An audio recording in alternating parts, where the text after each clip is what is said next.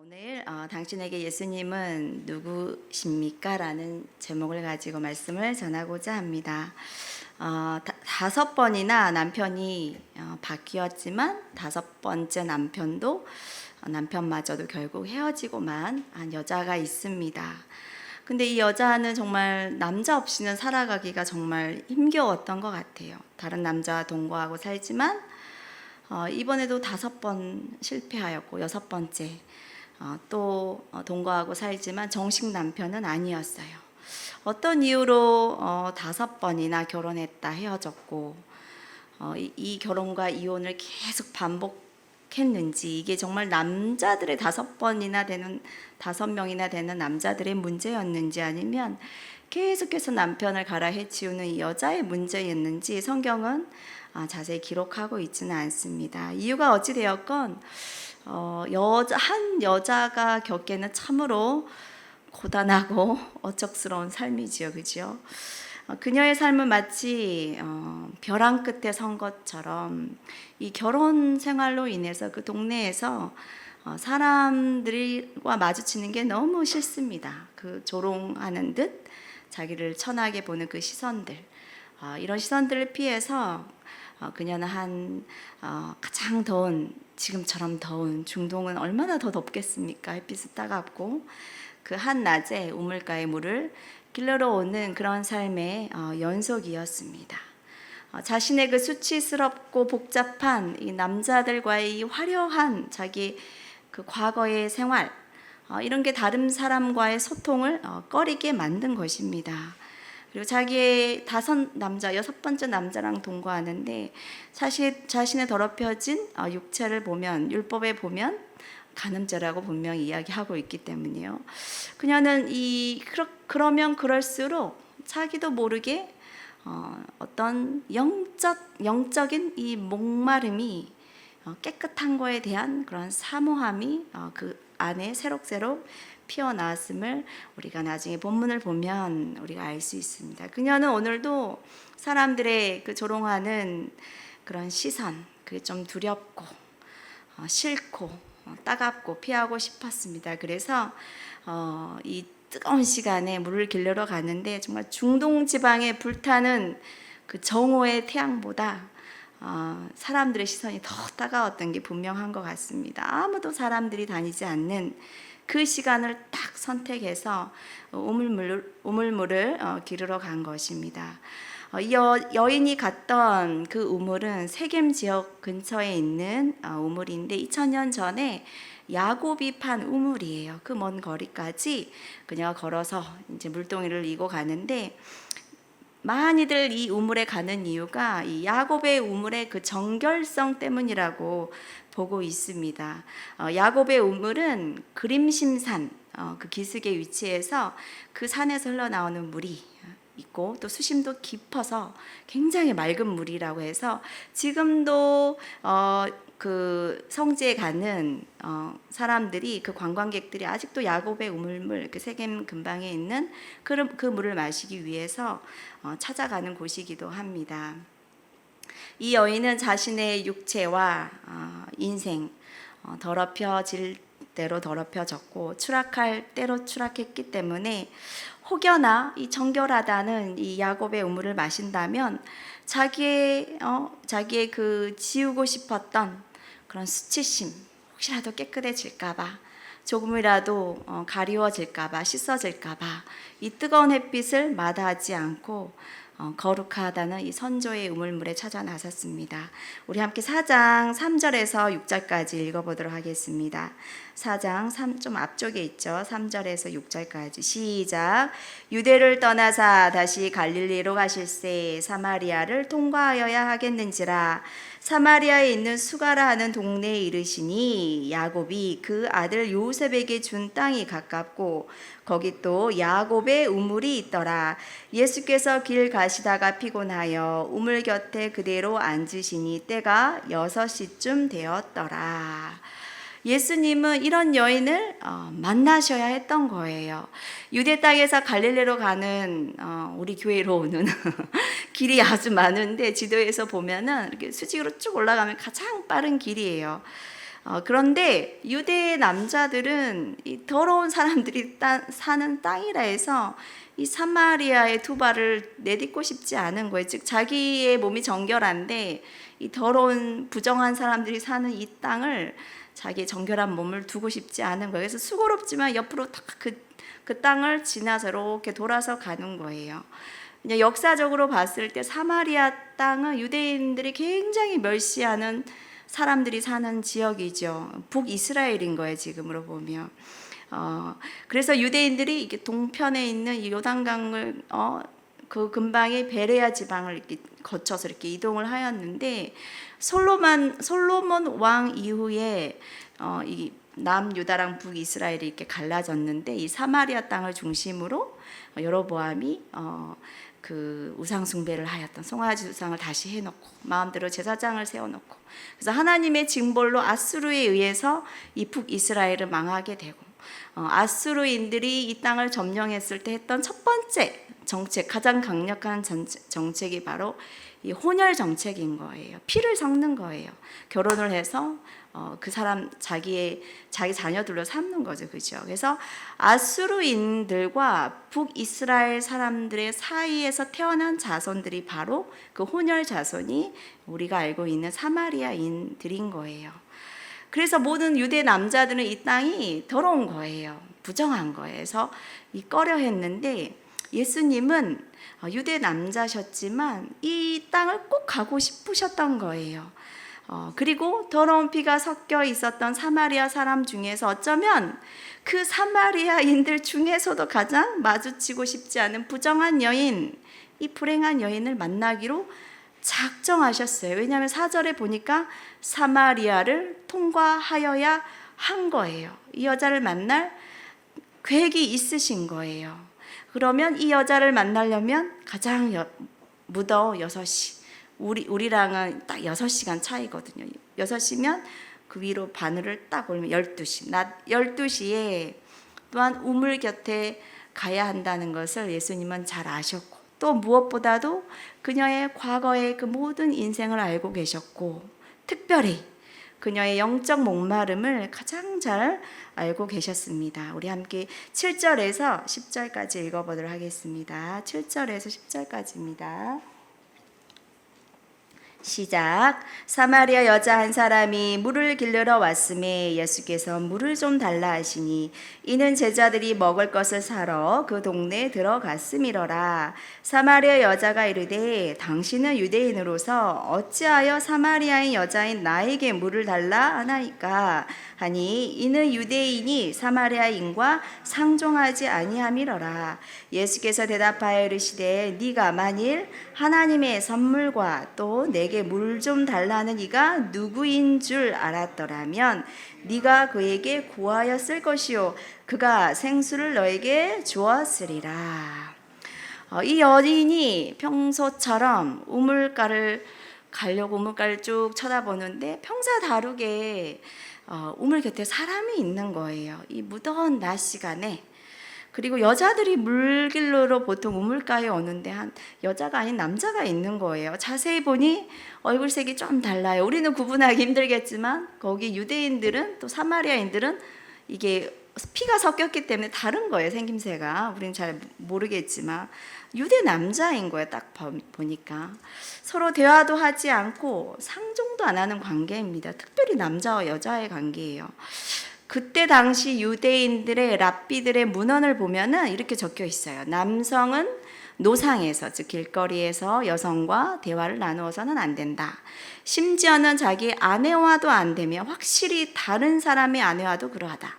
왜냐하면 그거는 사람들의 공론거리가 되기 때문이다. 여성에게 인사하는 것도 금지된다. 이런 문화라고 우리가 딱 생각하면 이게 일상인 거예요. 이게 정상인 사회라고 우리가 생각하고 봤을 때 예수님이 이 유대의 관습을 깨고 유대 남자였던 예수님께서 먼저 말을 거시는 거예요. 나에게 물 좀 달라. 근데 그녀의 대답은 너무 지극히 당연해. 하기 싫어서가 아닌 거예요. 너무 당연한 거예요. 아니, 당신은 유대인인데 어찌하여 나를 여자인 나에게, 사마리아인 여자인 나에게 물을 달라 하십니까?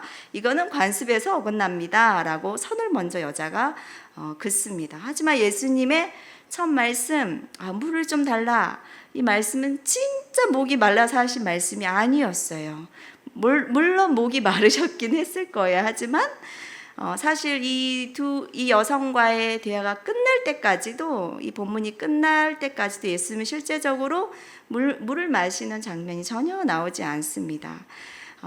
즉 예수님은 이 여인이 그토록 애타하는 영적 목마름에 대한 이 대화를 나누시고자 하는 분명한 의도로, 또 우물가잖아요. 너무 자연스럽잖아요. 그래서 자연스럽게 대화를 이끌고자 시작하고자 하는 말씀이었습니다. 여자여, 당신이 만일 하나님의 선물, 자기 자신을 뜻하는 거예요. 예수님을 뜻하는 거예요. 하나님의 선물, 그리고 지금 물을 달라고 한 내가 누구인지 알았더라면 오히려 당신이 나에게 물을 구했을 것이고 나는 당신에게 생수를 주었을 것입니다. 예수님의 동문서답과 같은 대답이 아리송합니다. 정말 아리송해요. 갑자기 이게 뭐지? 원래 사마리아 여자와 상종도 하지 않는데 관습을 깨고 물을 달라는 약간 이상하고 이 낯선 유대 남자가 이제는 반대로 그 남자가 나한테 물을 주겠다고 하니 도대체 말이 이해가 되지 않습니다. 우리 함께 11절에서 14절 읽어보도록 하겠습니다. 시작. 여자가 이르되 주여, 물 기를 그릇도 없고 이 물은 깊은데 어디서 당신이 그 생수를 얻겠사옵나이까? 우리 조상 야곱이 이 우물을 우리에게 주셨고 또 여기서 자기와 자기 아들들과 짐승이 다 마셨는데 당신이 야곱보다 더 크니까. 예수께서 대답하여 이르시되 이 물을 마시는 자마다 다시 목마르려니와 내가 주는 물을 마시는 자는 영원히 목마르지 아니하리니 내가 주는 물은 그 속에서 영생하도록 솟아나는 샘물이 되리라. 아멘. 이 낯선 남자의 이 엄청난 범상한 이 답변에 이 여인은 눈치는 빨랐어요. 본문을 보니까 눈치는 척척척척 깨닫습니다. 예수님이 의도한 대로 그 대화를 딱 이렇게 가려고 노력을 하고 있어요. 그래서 직감한 것 같아요. 그래서 호칭이 달라져서 아까는 당신은 유대인인데 어찌하여 나를 물을 달라고 합니까? 라고 했지만 처음에는, 이제는 주여라고 호칭이 달라졌어요. 주여, 하지만 당신 나를 물을 준다고 하지만 당신의 손에 보니까 그릇도 없고 양동이도 없고 그런데 어떻게 나에게 물을 주겠다고, 그것도 다시는 목마르지 않을 물을 준다고 나에게 하십니까? 그렇게 말을 하다 보니까 이 여인이 예수님에 대해서 궁금했던 모양이에요. 물을 달라고 한 이 남자가 자기가 누구인지 알았다면 나에게 물을 구했을 거라고? 나에게 물을 준다고? 그래서 다시 묻습니다. 그래요. 예수님은 물을 달라고 먼저 말씀을 꺼냈지만 이 대화를 통해서 마시는 물보다 이 여인이 지금 누구와 대화를 나누고 있는지 알려주고 싶은 거예요. 자신이 누군지 알고 싶은 거예요. 그리고 예수님의 의도대로 이 여인이 정말 이 낯선 남자의 정체가 정말 궁금해져가지고 궁금하기 시작해요. 우리 조상 야곱이 이 물을 파서 우리에게 주셨는데 이렇게 말하는 당신은 야곱보다 큰 자입니까? 라고 예수님에 대해서 이제 궁금해하기 시작합니다.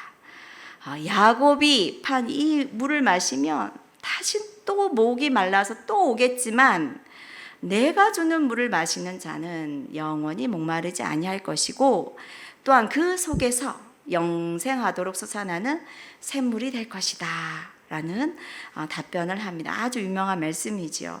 우리 15절에서 19절까지도 읽어보도록 하겠습니다. 시작. 여자가 이르되 주여 그런 물을 내게 주사 목마르지도 않고 또 여기 물 길르러 오지도 않게 하옵소서.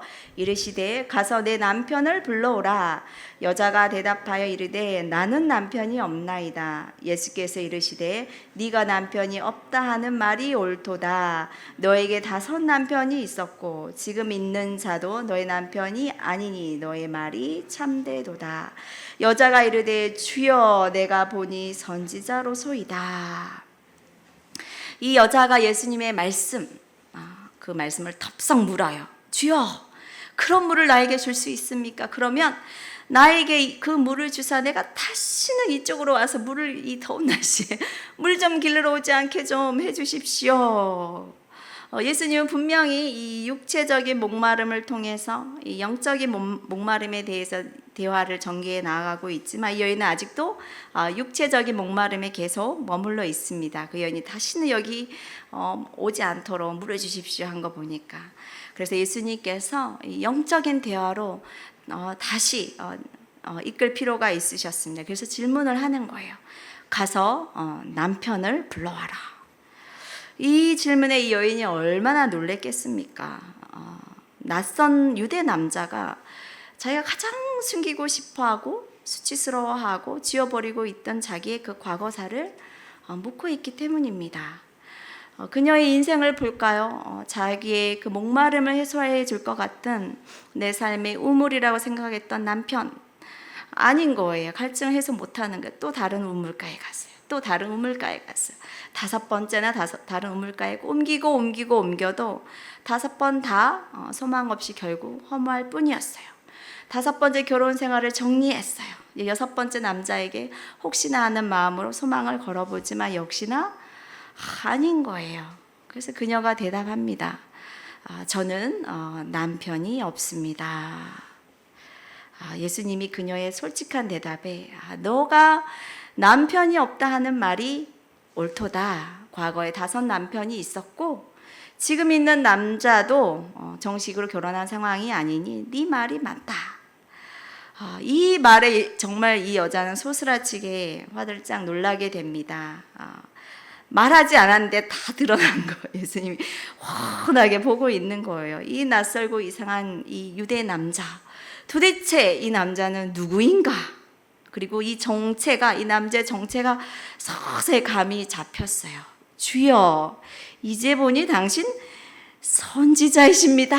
이게 다 아니까 이게 선지자이십니다. 이게 유대 남자에서 이제는 나중에는 주여 불렀죠. 그 다음에 이제는 선지자로, 야곱보다 큰 자, 그리고 이제 선지자로 눈을 딱 뜨게 됩니다.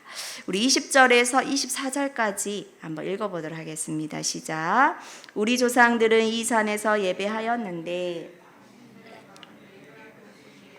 있다 하더이다. 예수께서 이르시되 여자여 내 말을 믿으라. 이 산에서도 말고 예루살렘에서도 말고 너희가 아버지께 예배할 때가 이르리라.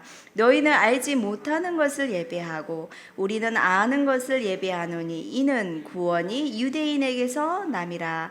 아버지께 참되게 예배하는 자들은 영과 진리로 예배할 때가 오나니 곧 이때라. 아버지께서는 자기에게 이렇게 예배하는 자들을 찾으시느니라. 하나님은 영이시니 예배하는 자가 영과 진리로 예배할지니라. 아멘. 이 여인이 이제 흥분하기 시작합니다.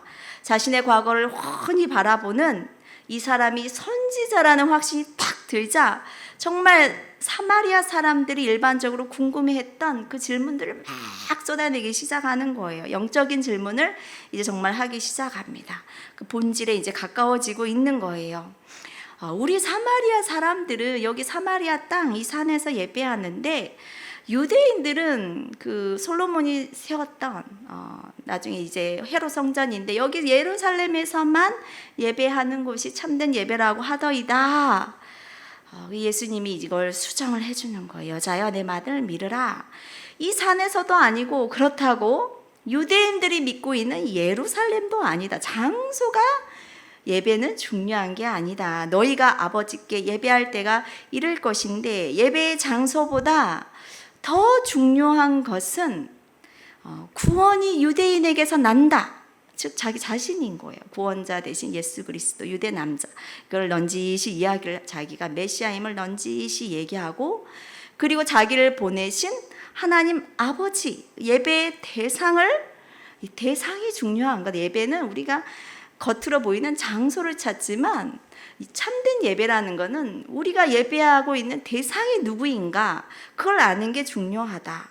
그리고 그 영이신 하나님께 참으로 드리는 예배가 뭐냐? 영과 진리로 온 마음과 뜻과 정성을 다해서 진정으로 또한 진정한 진리 대신 예수 그리스도를 통해서 예배하는 것. 그리고 이렇게 예배하는 자를 하나님이 찾고 계시고 또한 그렇게 예배할 때가 다른 어떤 절기가 아니라 지금 바로다. 네가 지금 메시아 앞에 있는 거야 라고 이야기하고 있는 거예요. 장소에 대해서만 궁금했던 이 여인이 장소에 대해서만 질문을 했는데 예수님이 예배에 대한 본질을 너무나도 시원하게 답변을 해주고 있는 거예요. 예배에 대한 대상, 참된 예배가 무엇인가, 그 방법은 무엇인가, 예배의 시기는 어느 때인가, 하나님은 어떠한 자를 찾으시는가, 너무나도 명확하게 가르쳐 주시는, 답변해 주시는 자지 앞에 있는 이 유대 남자가 정말 이제는 정말 특별한 분임을 그녀는 직감을 합니다. 그래서 예수님의 답변을 잠잠히 듣고 있던 이 여자가 이 분은 정말 특별한 분이시구나. 그래서 이제 메시아라는 단어를 이 여자가 먼저 꺼내거든요. 너무 놀랍죠. 메시아라는 주제로 이 여자가 이제 대화를 이끌어 가고 있는 거예요. 예수님께서 처음부터 의도했던 바로 그 포인트로 정확하게 가고 있는 거예요. 어쩌면 이 사람이 예배에 대해서 모든 걸 아는 이 사람이 선지자보다 더 위대한 자일지도 몰라 라는 그 믿음이 믿음의 예수님을 바라보는 이 믿음이 점점 확장되고 있습니다.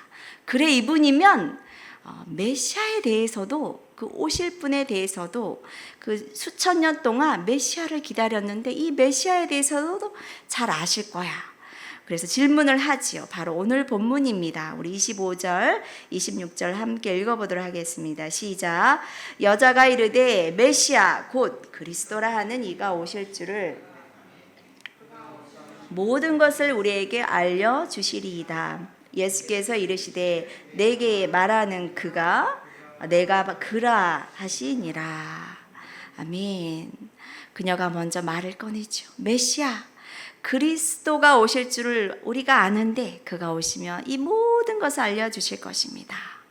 그리고 마침표를 예수님이 탁 찍는 거예요. 너가 지금 대화하고 있는 그 낯선 남자 내가 바로 그 메시아이니라. 예수님께서 자신의 신분을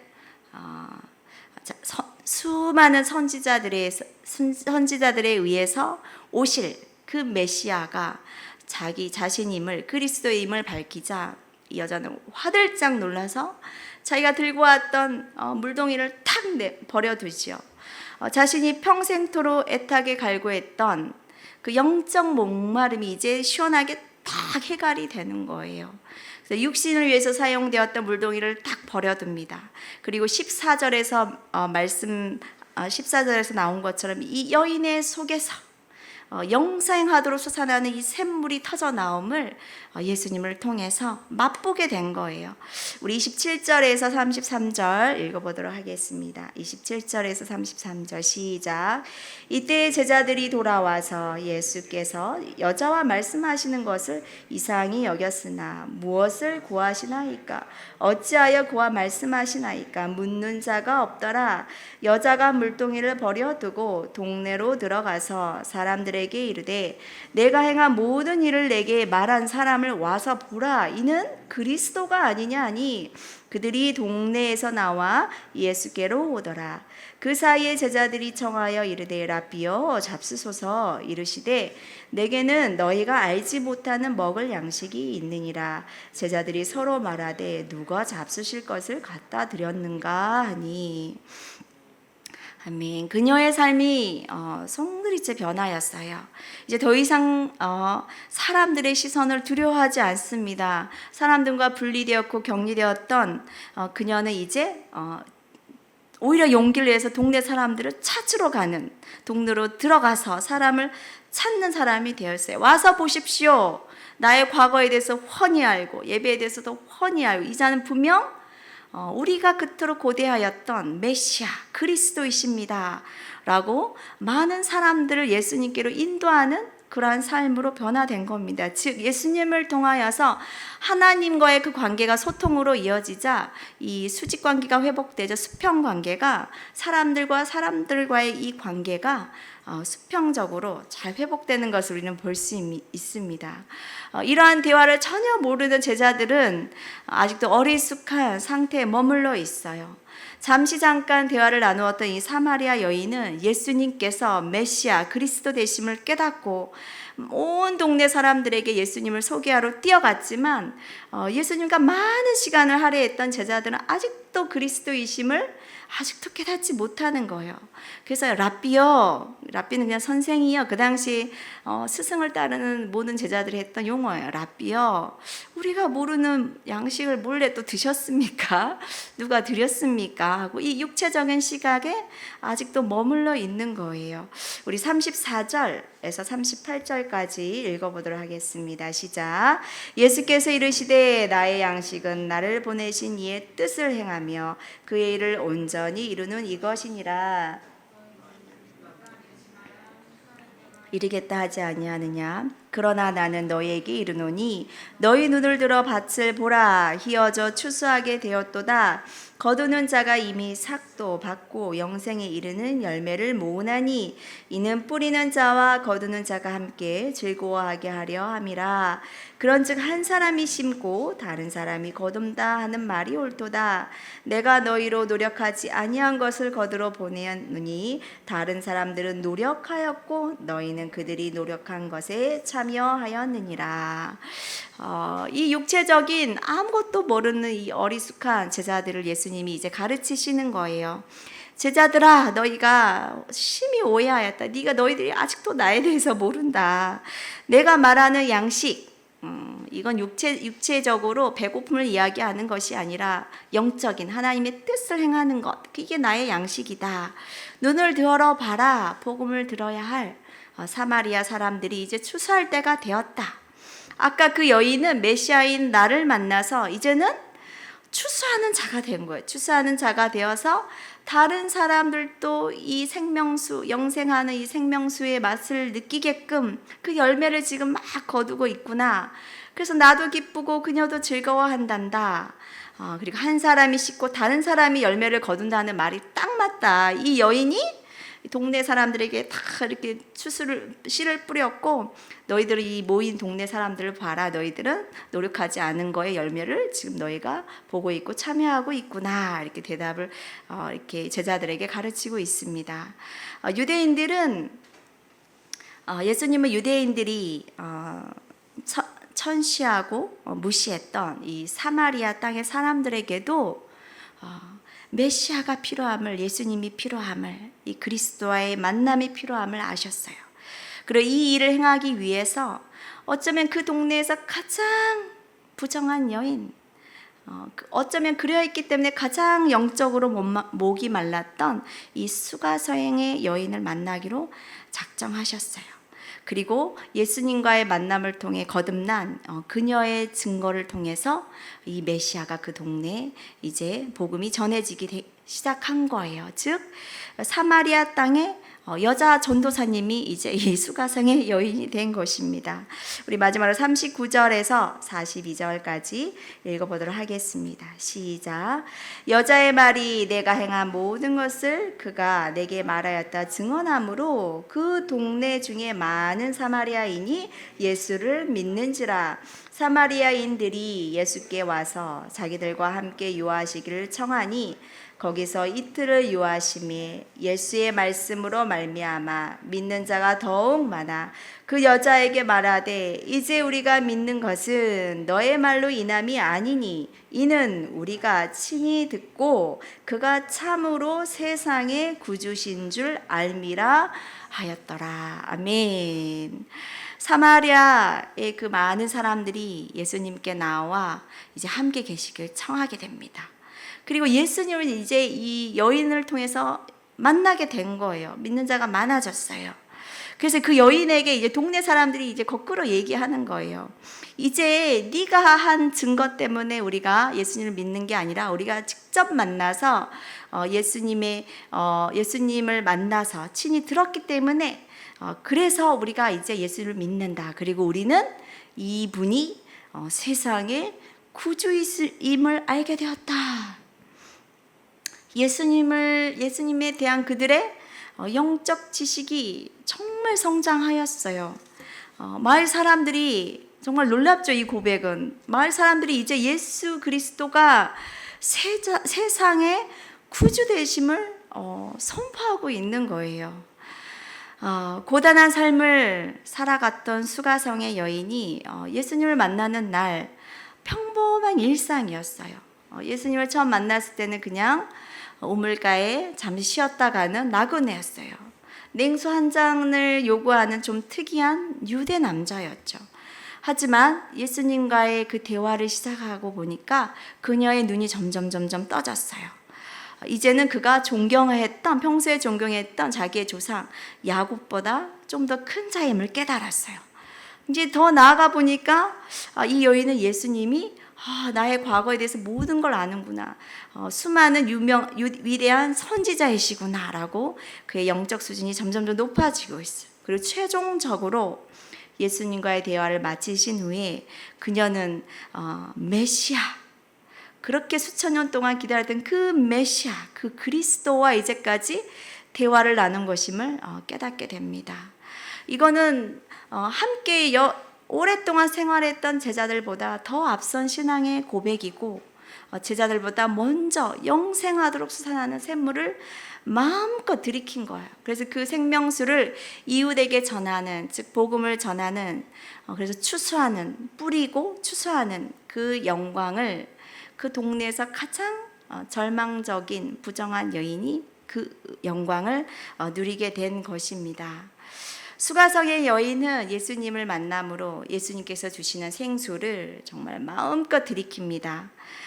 그녀를 통해 그리고 동네 사람들도 예수님이 주시는 생명수를 마시게 됩니다. 생명수를 마시게 된다는 것은 그리스도이신 예수님을 만나는 거예요. 예수님을 통해 영과 진리로 하나님 아버지께 나아가는 거예요. 그 예배가 우리가 그러한 영과 진리로 예배를 드렸을 때 그때가 나중이 아닌 지금 당장 지금 이 시간임을 또한 가르쳐주고 있습니다.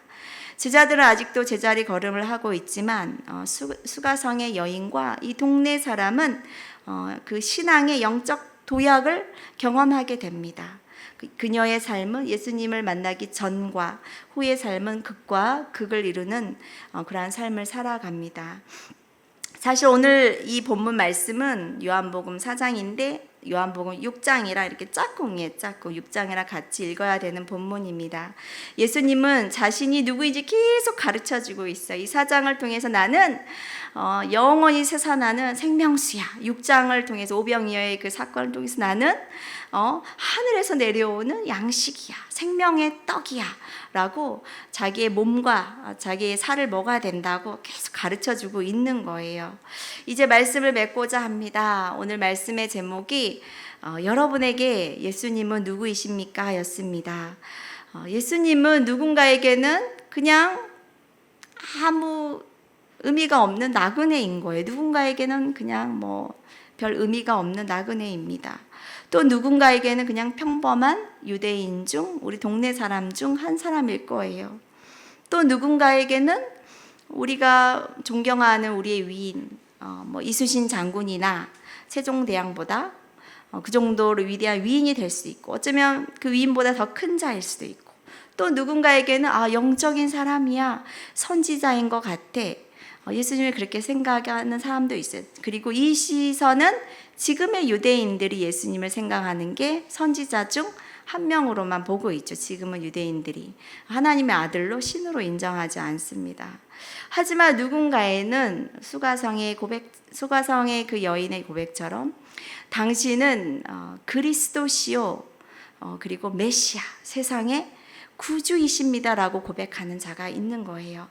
여러분에게 예수님은 누구이십니까? 여러분에게 여러분 삶의 그리스도시요 구세주이시고 기다려왔던 메시아이십니까?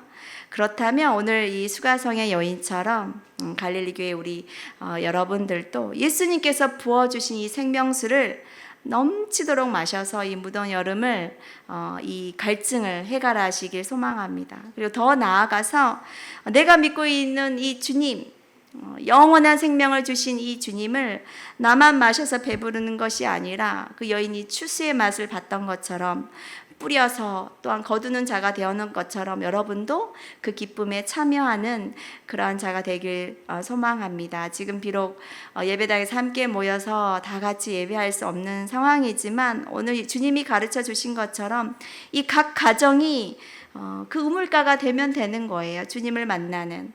그리고 이 예배당에 오신 분들은 이 예배의 초소가 바로 그 우물가에 오신 거예요. 주님을 만나러 오신 거예요. 영과 진리로 예배를 드릴 때마다 넘치도록 부어주시는 예수 그리스도, 그리고 영과 진리로 정말 예배하였다, 주님이 칭찬하시는, 찾으시는 그 영광의 자리에 여러분 모두가 있길 소망합니다.